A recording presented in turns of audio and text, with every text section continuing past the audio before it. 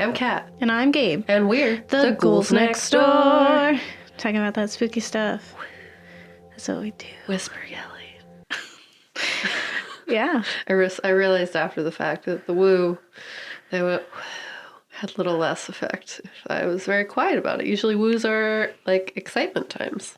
Or they're silent from children in the windows. Yes, which is something that happened to me today. Yes. Because something spooky is always happening to the ghouls. Yeah, we go outside, it's scary. Yes, because the truth is scary, right? Reality is scary. Yeah. Society is scary. Yeah, I mean, honestly, I totally get the people, like, agoraphobia, right? Isn't that what it's called? It's crazy out there. Like, not even, like, anything else. Like, it's just, like, what's happening? I don't get it. There's so many people. Yeah. Some of them are evil, man. They could be doing anything. And society is, It's, like, scary and beautiful at the same time. They could be doing anything. Yeah. Inspirational. Or they could be doing anything. Horrific. Yeah. Yes. And today we're talking about a horror director who really dives into the horrors that we face and is not shy about being very obvious about the injustices in our own country. Yeah, he's just like, look at this. Yeah. Look, you see the bad? You see it? Look at it more. Look at it more. Yeah. There it is. It makes me think of like when we did our foreign horror series, we talked about how like the country's wars or like the civil unrest is what influences their horror. Yeah. And I feel like Jordan Peele, who we're going to talk about today, is America's version of that. Yeah. He's just like, did you know there's lots of racism here? Yeah. There is. Did you know there's lots of classism here? Yup. We're going to just look at it a bunch. Yeah. He seeks to really explore the other and even the other within ourselves. Yeah. And it's fun. It's refreshing. And he's opening doors for many other horror directors to come, hopefully. Yeah. I mean, yeah, he's doing it. Yeah. And he's inspiring others to do it. It's just like, you got it. You're doing the whole thing. Yeah. Let's all go do that. Shows we can be accountable for our own stories and that people are going to show up and they're going to watch them. Yeah. Facts. Yeah, facts. We tell you facts. All the facts. Yeah, facts. Still facts. About that spooky stuff. Yeah, spooky stuff.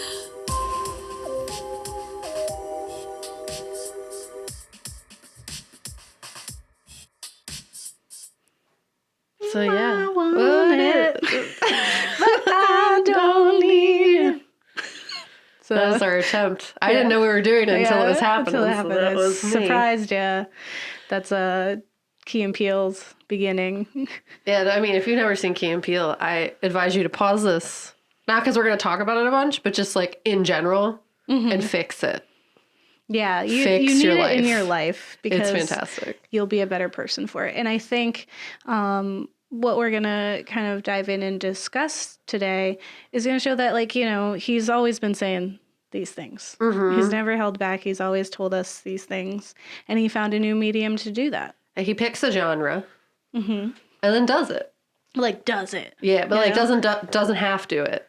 Yeah. He whole butts one thing. Whole that's one thing. Yeah. Yeah. Well, So why don't you Parks tell and us Rec about... wise, they're thrilled. Yes. Tell us about Jordan's life and inspiration.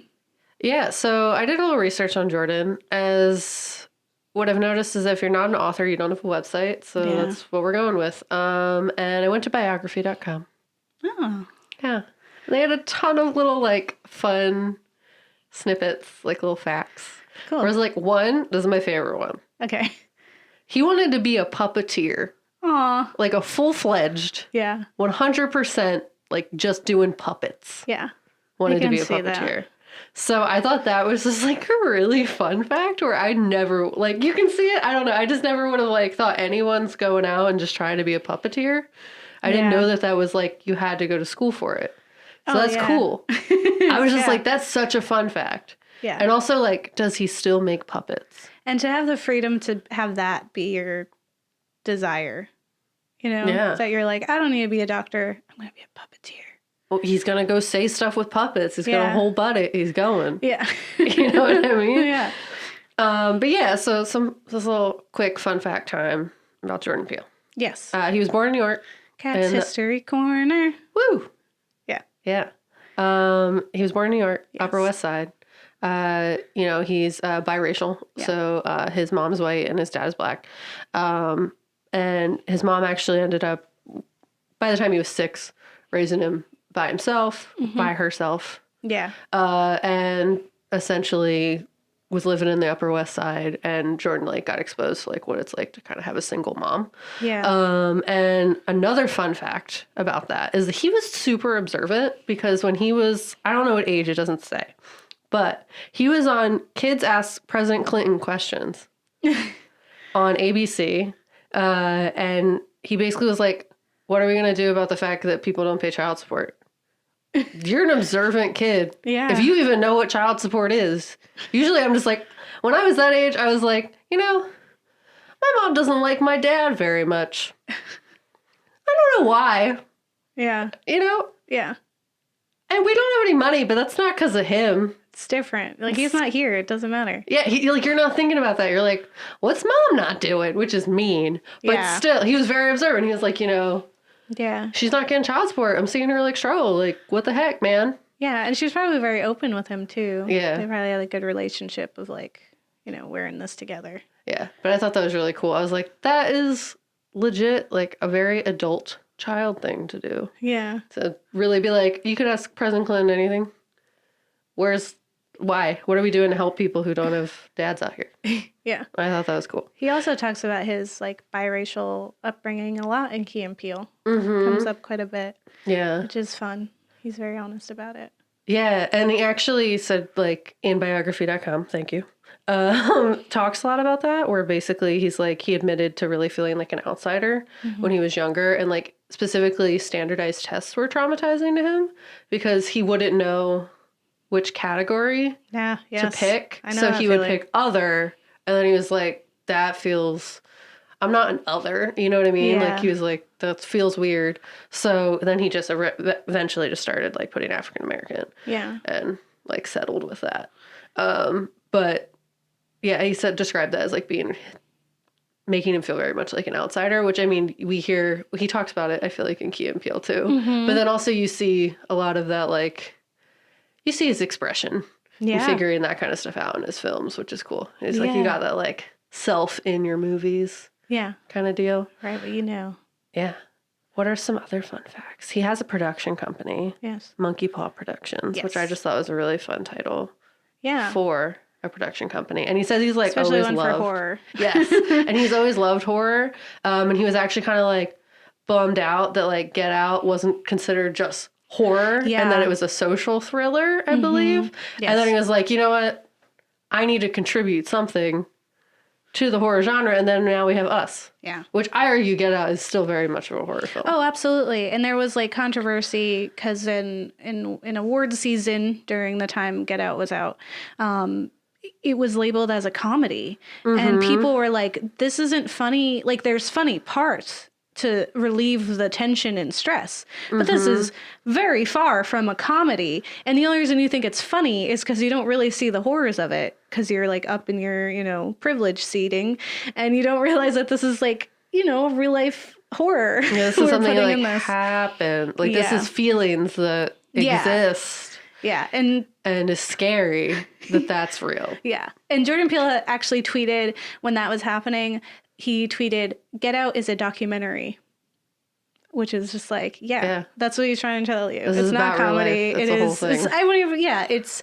If anything, it's like a drama. And social thriller, he kind of revitalized that genre in itself. So, yeah, and he's kind of taken like ownership of it now. But at the time, it was just kind of like a dig to call it comedy.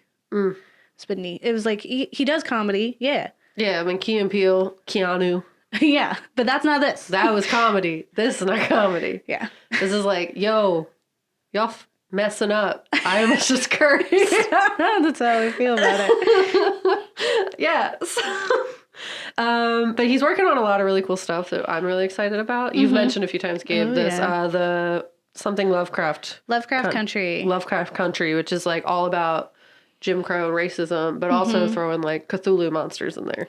Yeah. Right? It's a so it's a story that takes place during Jim Crow, and it's based on like the idea of the Green Book, which used to be like a book that would mark like safe places and passages for African Americans during that very hostile time. And so we have a protagonist who is who gathers information of that, and then his father is abducted, so he goes on this whole chase. But it's a collection of like all these small stories where this specific family and friends are afflicted by like cultists. Yeah. But it's very like the real horror in it is the racism and the like the country at that time. And it's like there's nothing more befitting of Jordan Peele's like aesthetic than that book, which is written by a white man, but he did his research and he had, you know, people who contributed to it and were like they're talking to him the whole time that are of color, who were able to like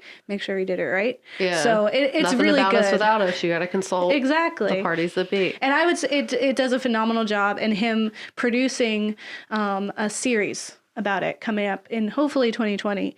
Yeah. I am super excited. Yeah, because you read it, right? Yes. Yes. I remember you telling me about it and then figuring out that he was going to do it. I was like, what? Yeah, it's like my favorite book, I'd say, ever, honestly. Like top 10 nice books ever. So and it's social thriller for sure.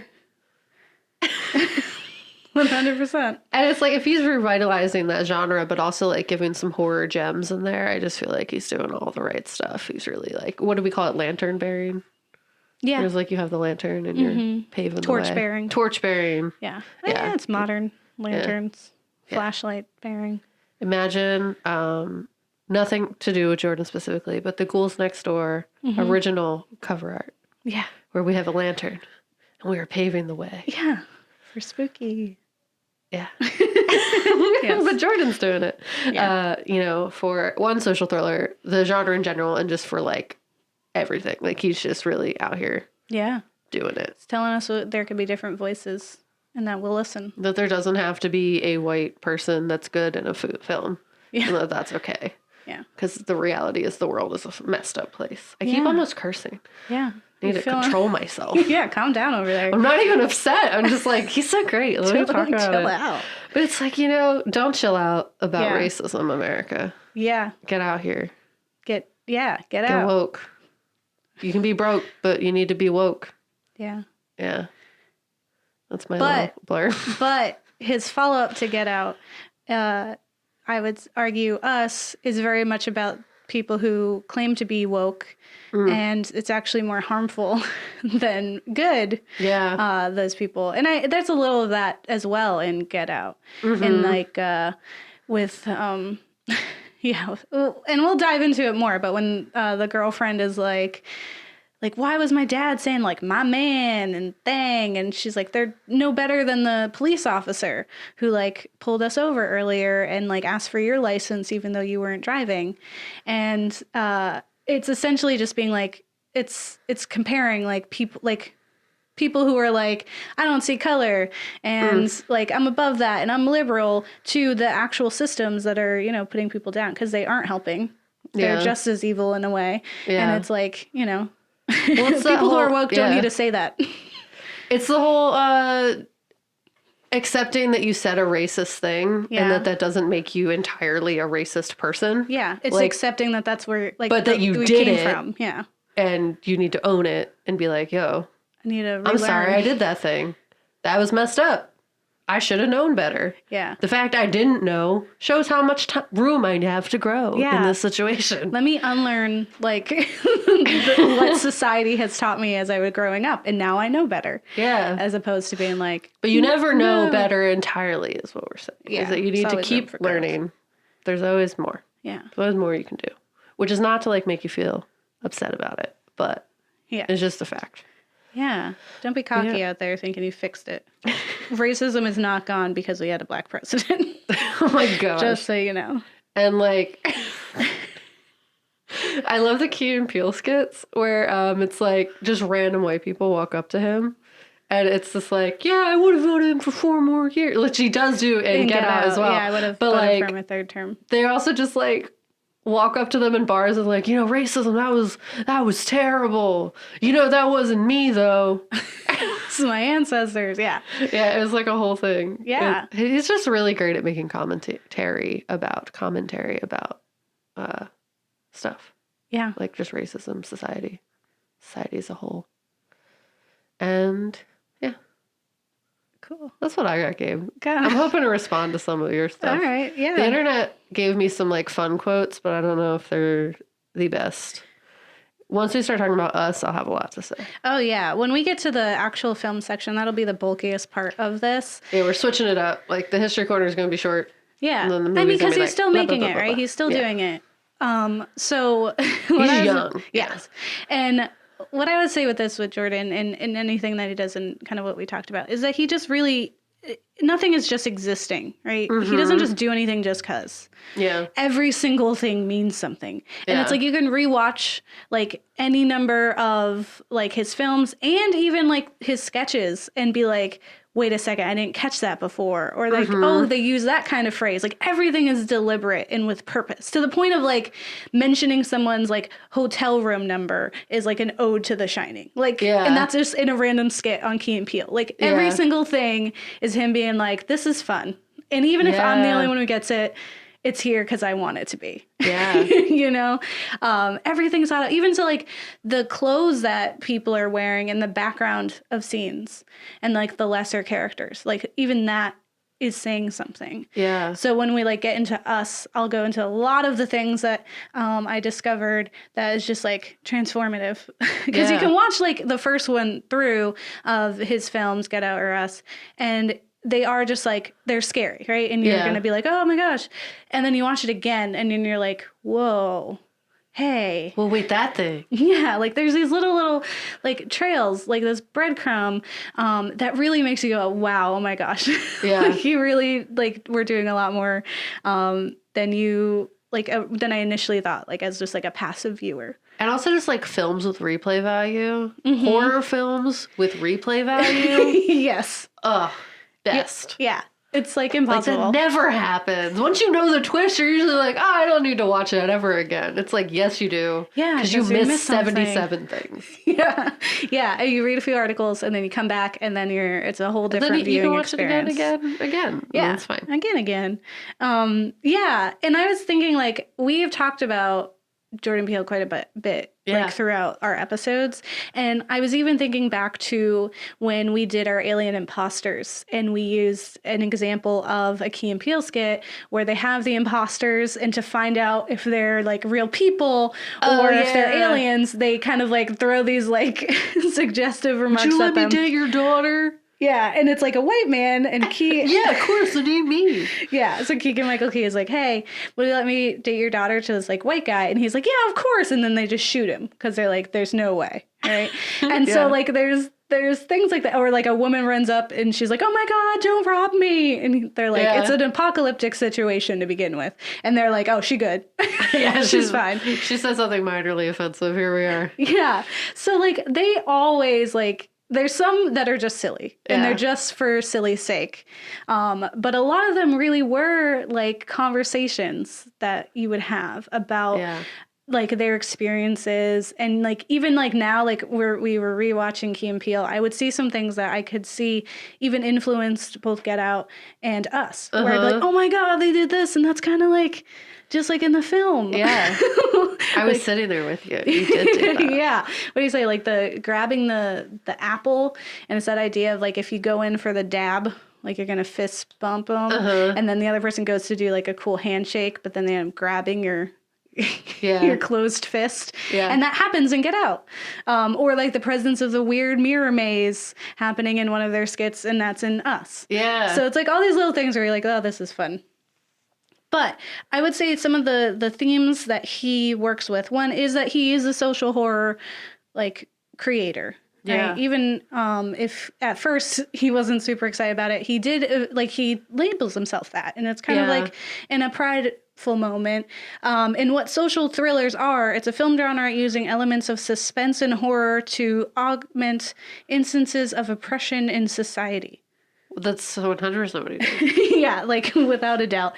And I think it's also like he finds specific things, but what I really enjoyed was reading that he has this idea to kind of make films about the sunken places in America. Because that's kind of like what Us is as well. Yeah. When we have the underground base, right? And then the literal sunken place in Get Out. But it's like this idea of like the dark places. Like the places we don't talk about. Like the places that don't get a voice. Like he wants to go there and like put light on it and show us the darkness that's in there. And so it's like that's kind of like encapsulates so much of what he's doing. But it's also like he does talk a lot of like Get Out is definitely a film about racism. There's the other things in there like white liberals and how they're like sometimes very harmful because they're not, you know, actually doing anything. They just think they're better than someone else for not being outright blatantly racist. And then it also talks about kind of like the commodification of like Black culture and also like this idea of color blindness in our society and thinking that the problems are all gone because we have modern life. And then in Us, we get a little bit of racism. We get another dive into kind of code switching as well, which is fun, at least in the scene that I'm thinking of. But it's more focused on classism and this idea that we have people who are living like, you know, their lives, right? And unknowingly impacting those who are not as lucky as them, right? It's just like you are lucky enough to live in the life that you are, right? Like you were born into this family, you went to this school, you went to that job, and now you're where you are. As opposed to like if you grow up in like the hood or into like a less like you know an impoverished area, and then you're like in this like speedway to like our incarceration system, right? Yeah. So it's just like versus like you take that kid out, put them in this like fancy people house. They're going to be different. Yeah. You know, so it's kind of that. It's also like our obsession with things as well. And it's also like this idea that we're kind of like, as America, like Us is more about like full on just America. Yeah. That's why it's called Us, right? It's US. So it's. Whoa, yo.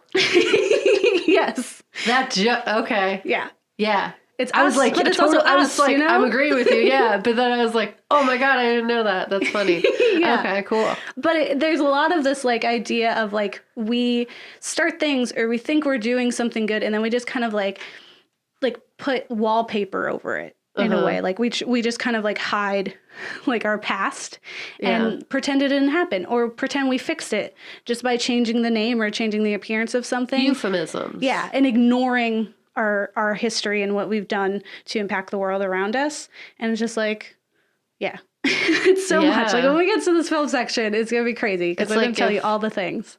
This is not the exact thing, but if the one man paid taxes, he could have ended homelessness. Instead of just you know, giving some money to a fraction, like a little sliver he'll never even miss that did nothing. It's just like Hands Across America. It did nothing. Yeah. It was so much, it was such a big to-do to result in so little. And that is the perfect euphemism for America. Yeah. We're a big to-do of which there is no substance. Yeah. Right? Facts. Yeah. And you know what, there's a quote by Peele from Refinery 29 in this article, and he says that when he decided to write the movie, Us, he said he was stricken with the fact that we are in a time where we fear the other, whether it is the mysterious invader that we think is going to come and kill us or take our jobs, or the faction that we don't live near that voted a different way than us. We're all pointing the finger, and I want to suggest that when making a monster, we really need to look at our own face. Maybe the evil is us. Yeah. Right? And that's like kind of that. Yo, he's so smart. Yes. He's so smart. Wow. Yeah, and when so I would say if you haven't watched Get Out and Us, I suggest pausing, go take a little viewing break, and then come back with us in our film section because we're going to spoil everything. And I'm going to tell you all the cool things. And if you want to, listen to it and then go watch it again and take all the little like clips that I told you about and like look for them. Mm-hmm. And then like tell me what you got out of it. Yeah. And you'll email us at theghouls@gmail.com. Yeah. And it'll be wonderful. We'll start a great dialogue and we'll talk about how we can fix this world. Yeah. And just Jordan, you're great. And I forgot some of the things that I wanted to say about you. But you really were out here doing it. And like, I'm just so impressed. Because you went like, Key and Peele was saying stuff. But it was like comedy. So it's like, it just, you know, you hit you different. People weren't watching. People weren't watching, yeah. Mm-hmm. And then you were like, no, we're doing it. Mm-hmm. And he has this great quote, actually, from E. Mm-hmm. He did an interview, I believe. Or was it? No, it was Forbes. Haha. Did an interview with Forbes. Very different than E. Mm-hmm. As with comedy, I feel like horror and the thriller genre is in a way one of a few ways that we can address the real life horrors and social injustices in the entertaining way. So he's like really taking stuff and making it fun. And then also, this is for me. Mm-hmm. Or he told E.T., which is Entertainment Tonight. Yes. Right? Okay. Yeah. This is just the beginning of what I want to do in the horror genre, social thrillers. I'm dedicating my life to putting out crazy, weird horror films. So, like, I'm just saying we're here for it. Yeah, 100%. Yeah, I forgot to say, another thing that he likes to toy with and what I think is super important is this kind of meta look at the audience, mm-hmm. right? And, like, and bringing them into it and, like, being cognizant of, like, their like experience, right? Because mm-hmm. there's like, you know, there's that old, I think it's, I mean, someone's going to yell at me on the internet, but I think it's Eddie Murphy who had like a whole skit or like on one of his stand-ups that was like about how if there's like a black family and the house was haunted, like they would just leave, right? Like, mm-hmm. like they're not going to be there. And so with something like Get Out, it's playing on this, like, that social awkwardness where, like, it's beyond reason what happens in that film, right? Yeah. But you can see that Chris stays there because it's, like, a normal part of life. Like, being uncomfortable, like, it seems absurd to the viewer to be like, wow, they're saying some really out-of-pocket stuff to him right now. Yeah. But, like, his, like, the awkward laugh that he gives in that, like, like, and you see that, like, weird grin, and he's, like, so uncomfortable, but they don't care. Like, that's just existence. Yeah. And so he doesn't, because there's no red flags anymore because you've become accustomed to those flags. That's just reality. So he never gets that pang of like, I need to get out of there, the way that his friend is like, they brainwashing people, yeah. you know, because he's not in there and he's not the one who's like trying to put on airs to fit in, right? He's just like, yeah, you know, white people are crazy. They do stuff and make you feel uncomfortable. You just kind of got to grin and bear it and get through it. Yeah. And unfortunately, that's not what resulted here because it was a crazy horror movie. But even still, when you think like about The Sunken Place, like a part of it that he has been, you know, quoted as saying is that The Sunken Place is the theater. Like you're watching these scenes unfold and you have nothing to say about it. Like we have been, like people of color have watched horror movies and, you know, other disenfranchised people watch horror movies and see us like slaughtered or like cast off and given these stupid tropes that are tired and done over and over and over and have never been able to say anything about it. And so now he's finally like, no, we're out here, we're saying it, we're putting it on the screen and you're watching it and you get to be like excited, right? Like you get to have a hero that you can relate to and like you can be like shouting at the screen and feel like you're being heard. Yeah. And you also catch those little things that like, you know, unless someone tells you, if you're a person of color, you're like, hey, like I see that. I know what that is. But then he also like twists it in like giving us and having a protagonist that isn't quite 100%, like isn't super reliable. And we found out at the end why, right? And so it's kind of like, if we are the protagonist, like if we're putting ourselves in that shoe, like we have to be looking at ourselves as well. Yeah. Because we are not 100% good. And so it's like... No one is. Yeah. So it's like we're watching the screen and now we can watch ourselves. And that's what us is. And so it's like he really likes to put the viewer in there. And I think that's unique and equally as powerful as when he's like giving us all these like allegories and imagery that drives me crazy. I'm happy you didn't just do puppets, man. Yes. I'm glad like, you use really like doing people as puppets to make movies, you know? Like You use human puppets called The tethered. actors. You know, I get it. The tethered. Ah, Because he's a puppeteer. Yeah.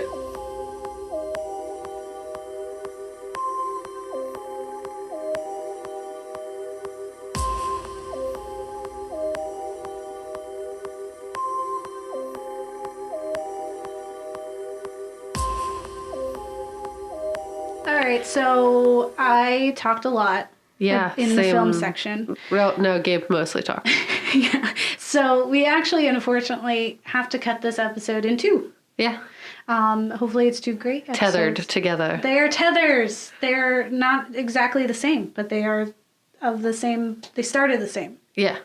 And, you know, we started from the bottom, now here. Yeah. Is how we're going to end up. So you're going to actually have to tune in next week to hear about the films. Yeah. So that gives you ample amount of time to go watch them over your Christmas holiday. We're giving you so much space. Yeah. So during your holiday break, grab a loved one, grab a friend, grab yourself, your tether, go sit down and watch both of these films, and then tune in next week and hear all the fun bits about it, and then you'll probably watch it again. Yeah. Right. It's a fun time. Go do it. Yeah. So I hope you enjoyed this. And if there's like any thoughts or feelings you had, you know, let us know at theghouls@gmail.com. Yeah. But don't get married. Delete your kids.